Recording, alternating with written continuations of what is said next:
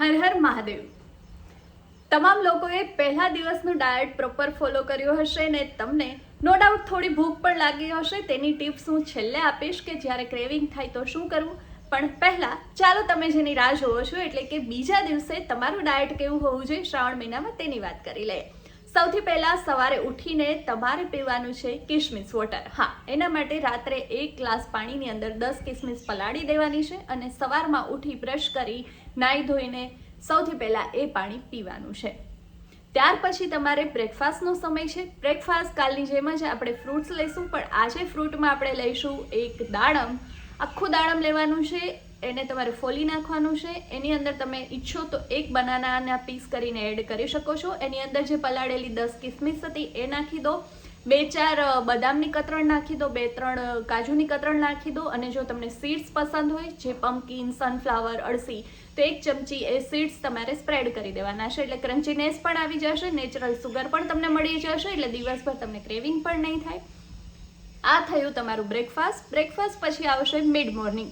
Mid મોર્નિંગમાં આજે તમને હું 2 ઓપ્શન આપું છું. એક, તમે કોકોનટ વોટર એટલે કે નારિયેળ પાણી જો પીવું હોય તો પી શકો છો, અથવા તમે લેમન વોટર બનાવીને પી શકો છો. પણ એની અંદર તમારે સુગર ખૂબ ઓછું નાખવાનું છે અથવા તો બિલકુલ સ્કીપ કરી દેવાનું છે.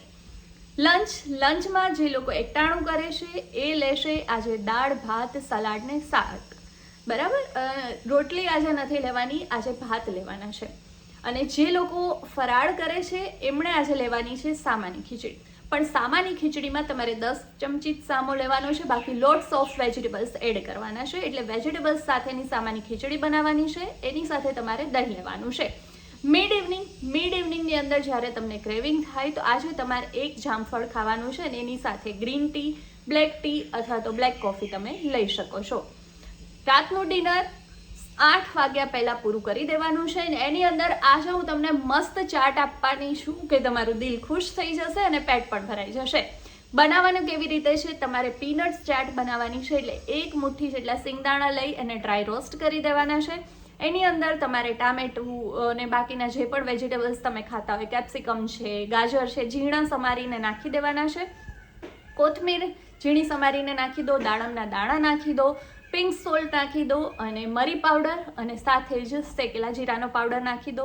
દહીં જેમને પસંદ હોય એ દહીં પણ એડ કરી શકે છે. અને તમારી એકદમ ટેસ્ટી હેલ્ધી ચાટ તૈયાર છે. પીનટ્સ ચાટ તમારે રાત્રે લઈ લેવાની છે અને રાત્રે સાવ સૂવાના અડધો કલાક પહેલાં તમારે લેવાનું છે હલ્દી વોટર. જી હા, જે આપણે ગઈકાલે લીધું હતું એ જ. આ તમારું આજનું ડાયટ રહેશે. અને વર્કઆઉટ આજે શું કરવાનું છે એના માટે તમે મારા ઇન્સ્ટા પેજ પર જાઓ, સીમા જાની 9085, એના ઉપર તમને વર્કઆઉટ મળી જશે. ઠીક છે, કાલે મળીએ છીએ. ચલો, હર હર મહાદેવ.